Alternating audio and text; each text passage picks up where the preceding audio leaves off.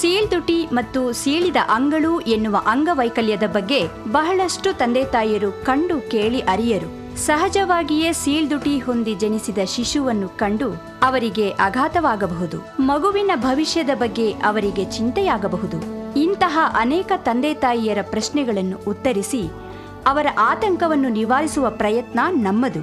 ನಿಮ್ಮೆಲ್ಲರಿಗೂ smile train ಸಂಸ್ಥೆಗೆ ಸ್ವಾಗತ. ಸೀಳ್ದುಟಿಯ ಬಗ್ಗೆ ಯಾರೂ ವಿನಾಕಾರಣ ಗಾಬರಿಯಾಗುವ ಅವಶ್ಯಕತೆ ಇಲ್ಲ. ಸಮಾಧಾನ ಚಿತ್ತದಿಂದ ನಿಮ್ಮ ವೈದ್ಯರು ಈ ಬಗ್ಗೆ ಕೊಡುವ ಎಲ್ಲ ಸಲಹೆ ಸೂಚನೆಗಳನ್ನು ಗಮನಿಸಿ ಅವರು ಹೇಳುವ ಚಿಕಿತ್ಸಾ ಕ್ರಮವನ್ನು ಅನುಸರಿಸಿ ನಿಮ್ಮ ಮಗು ಚಿಕಿತ್ಸೆ ಪಡೆದು ಎಲ್ಲ ಮಕ್ಕಳಂತೆ ಇರಲು ಸಾಧ್ಯ. ಸೀಳ್ದುಟಿ ಅಥವಾ ಸೀಳಿದ ಅಂಗಳು ಎಂದರೇನು? ತಾಯಿಯ ಗರ್ಭದಲ್ಲಿರುವಾಗ ಮಗುವಿನ ಬೆಳವಣಿಗೆಯ ಮೊದಲ ವಾರಗಳಲ್ಲಿ ಸಾಮಾನ್ಯವಾಗಿ ತುಟಿಯ ಎಡ ಮತ್ತು ಬಲ ಭಾಗಗಳು ಹಾಗೂ ಬಾಯಿಯ ಮೇಲ್ಭಾಗ ಅಥವಾ ಅಂಗಳು ಕೂಡಿಕೊಳ್ಳುತ್ತವೆ. ಕಾರಣಾಂತರಗಳಿಂದ ಈ ರೀತಿ ಕೂಡಿಕೊಳ್ಳದೇ ಇದ್ದಾಗ ಸೀಳ್ದುಟಿ ಪರಿಣಮಿಸುತ್ತದೆ. ಸೀಳ್ದುಟಿ ಸಾಧಾರಣವಾಗಿ ಮೇಲ್ದವಡೆಯ ಮೂಳೆಗಳಿಗೂ ವಸಡುಗಳಿಗೂ ವಿಸ್ತರಿಸಿದ್ದು ತುಟಿ ಹಾಗೂ ವಸಡುಗಳು ಇಬ್ಬಾಗವಾದ ಹಾಗೆ ಕಾಣುತ್ತದೆ. ಬಾಯಿಯ ಮೇಲ್ಛಾವಣಿಯಂತಿರುವ ಅಂಗಳಿನ ಮುಂಭಾಗ ಗಟ್ಟಿ ಮೂಳೆಯಾಗಿಯೂ ಹಿಂಭಾಗ ಮೆದುವಾಗಿಯೂ ಇರುತ್ತದೆ. ಮಗುವಿನ ಬೆಳವಣಿಗೆಯಾಗುವಾಗ ಈ ಎರಡೂ ಭಾಗಗಳು ಕೂಡಿಕೊಳ್ಳದೇ ಇದ್ದರೆ ಅದು ಸೀಳಿದ ಅಂಗಳು ಎನಿಸಿಕೊಳ್ಳುತ್ತದೆ. ಈ ಸೀಳಿದ ಅಂಗಳಿನಲ್ಲಿ ವಿಧಗಳಿವೆ. ಅಪೂರ್ಣ ಸೀಳಿದ ಅಂಗಳಿನಲ್ಲಿ ಹಿಂದಿನ ಮೆದುಭಾಗ ಮಾತ್ರ ರೋಮಗೊಂಡಿರುತ್ತದೆ.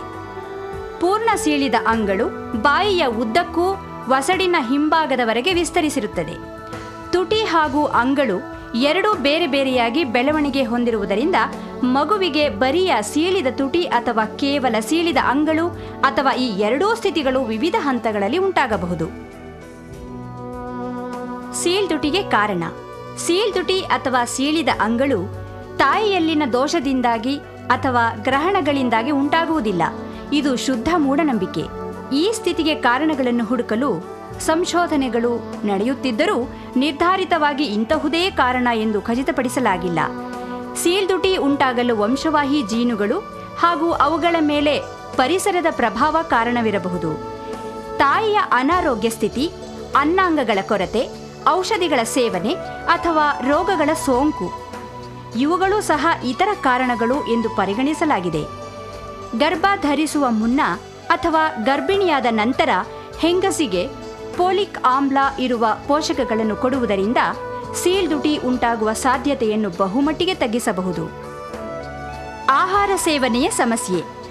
ಇತರ ಬೆಳೆಯುವ ಮಕ್ಕಳಂತೆ ಸೀಳ್ದುಟಿ ಅಥವಾ ಸೀಳಿದ ಅಂಗಳು ಇರುವ ಮಗುವಿಗೂ ಸಹ ಪೌಷ್ಟಿಕಾಹಾರ ಅಗತ್ಯ.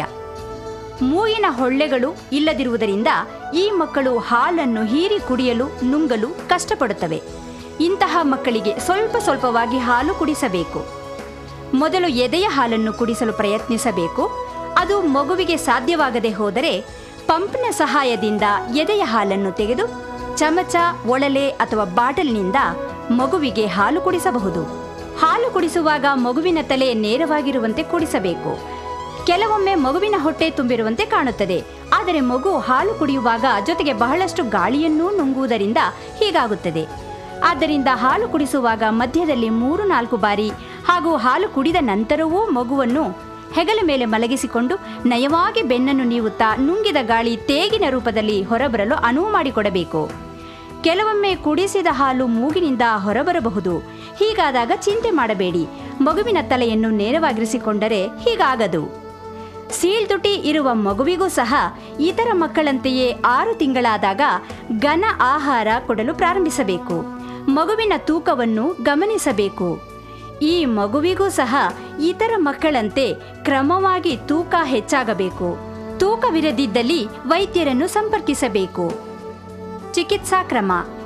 ಮುಖದ ವಿಕಾರವನ್ನು ಸರಿಪಡಿಸಿ ನೋಟಕ್ಕೆ ಸಹಜವಾಗಿರುವಂತೆ ಮಾಡುವುದು ಸೀಳ್ದುಟಿ ಶಸ್ತ್ರಚಿಕಿತ್ಸೆಯ ಮೂಲ ಉದ್ದೇಶ. ತಿನ್ನುವಾಗ, ಕುಡಿಯುವಾಗ ಹಾಗೂ ಮಾತಾಡುವಾಗ ಅಂಗಳು ಸಮರ್ಪಕವಾಗಿ ಕೆಲಸ ನಿರ್ವಹಿಸುವಂತೆ ಮಾಡುವುದು ಸೀಳಿದ ಅಂಗಳಿನ ಶಸ್ತ್ರಚಿಕಿತ್ಸೆಯ ಗುರಿ. ಸಾಧಾರಣವಾಗಿ ಸೀಳ್ದುಟಿಯ ಶಸ್ತ್ರಚಿಕಿತ್ಸೆಯನ್ನು ಮಗುವಿಗೆ 3-6 ತಿಂಗಳಿದ್ದಾಗ ಮಾಡುತ್ತಾರೆ.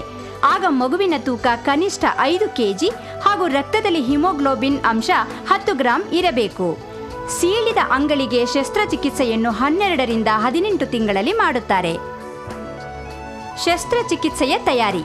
ತಾಯಿ, ತಂದೆ ಅಥವಾ ಪೋಷಕರು ಮಗುವನ್ನು ಶಸ್ತ್ರಚಿಕಿತ್ಸೆಯ ಹಿಂದಿನ ದಿನ ಬೆಳಿಗ್ಗೆ 8 ಗಂಟೆಗೆ ಆಸ್ಪತ್ರೆಗೆ ಕರೆತಂದು ದಾಖಲು ಮಾಡಬೇಕು. ಶಸ್ತ್ರಚಿಕಿತ್ಸೆಯ ಹಿಂದಿನ ದಿನ ಮಗುವಿಗೆ ಚೆನ್ನಾಗಿ ತಲೆಯನ್ನು ತೊಳೆದು ಸ್ನಾನ ಮಾಡಿಸಬೇಕು. ಮೂಗು, ಕಿವಿ, ಉಗುರುಗಳನ್ನು ಗಮನ ಕೊಟ್ಟು ಸ್ವಚ್ಛಗೊಳಿಸಬೇಕು.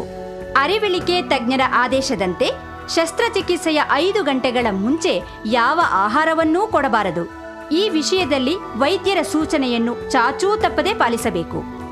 ಮಗುವಿಗೆ ಆಹಾರ ಕೊಟ್ಟು ಅದನ್ನು ವೈದ್ಯರಿಗೆ ತಿಳಿಸದೇ ಇರುವುದು ಬಹಳ ಅಪಾಯಕಾರಿ. ಹೀಗೆ ಮಾಡಿದರೆ ಶಸ್ತ್ರಚಿಕಿತ್ಸೆಯ ಸಮಯದಲ್ಲಿ ಮಗುವಿಗೆ ಜೀವಕ್ಕೇ ಅಪಾಯವಾಗಬಹುದು. ಶಸ್ತ್ರಚಿಕಿತ್ಸೆ. ಅರಿವಿಳಿಕೆ ತಜ್ಞರು ಮಗುವನ್ನು ಶಸ್ತ್ರಚಿಕಿತ್ಸಾ ಕೊಠಡಿಗೆ ಕರೆದೊಯ್ದು ಜ್ಞಾನ ತಪ್ಪಿಸುತ್ತಾರೆ.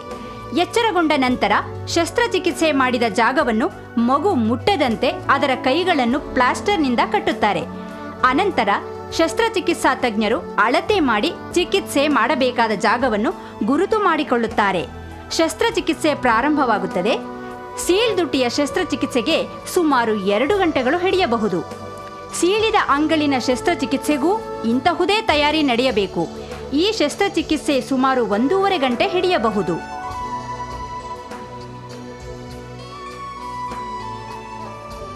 ಶಸ್ತ್ರಚಿಕಿತ್ಸಾ ನಂತರದ ಆರೈಕೆ.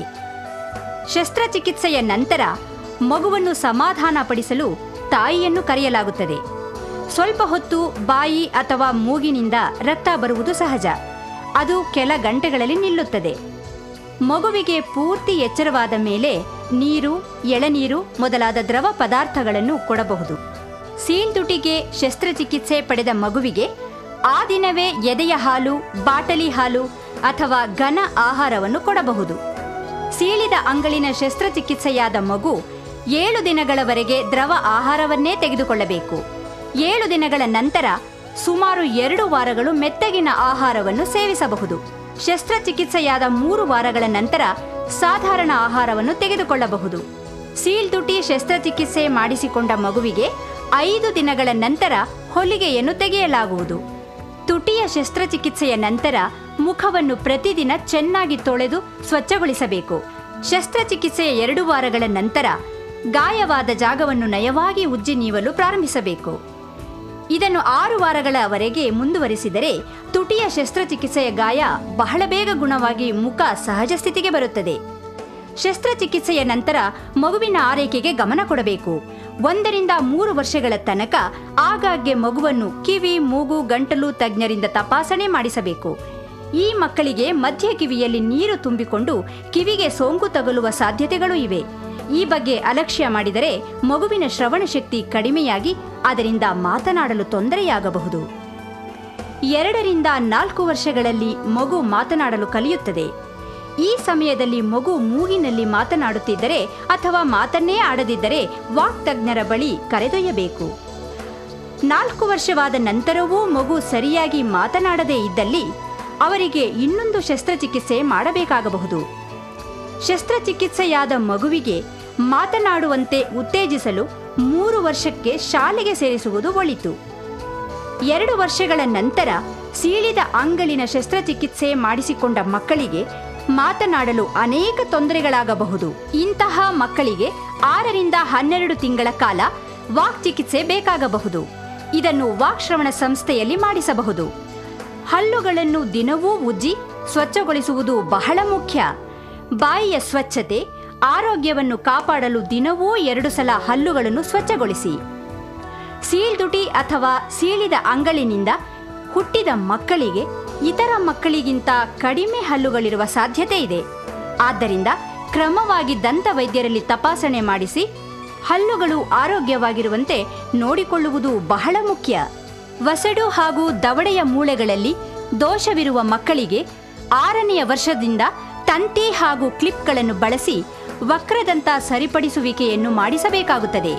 ವಸಡಿನ ದೋಷವಿರುವ ಮಕ್ಕಳಿಗೆ 7 ರಿಂದ 9 ವರ್ಷದಲ್ಲಿ ಮತ್ತೊಂದು ಶಸ್ತ್ರಚಿಕಿತ್ಸೆ ಮಾಡಬೇಕಾಗಬಹುದು. ಕೆಲವು ಮಕ್ಕಳಿಗೆ ಮೂಗಿನ ಆಕಾರವನ್ನು ಸರಿಪಡಿಸಲು 16-18 ವರ್ಷದಲ್ಲಿ ಒಂದು ಶಸ್ತ್ರಚಿಕಿತ್ಸೆಯನ್ನು ಮಾಡಬೇಕಾಗಬಹುದು. ನೆನಪಿಡಿ, ನಿಮ್ಮ ಮಗುವಿಗೆ ಚಿಕಿತ್ಸೆಯನ್ನು ಎಷ್ಟು ಬೇಗ ಪ್ರಾರಂಭಿಸುವಿರೋ ಅಷ್ಟು ಅವರ ಜೀವನ ಸರಾಗ.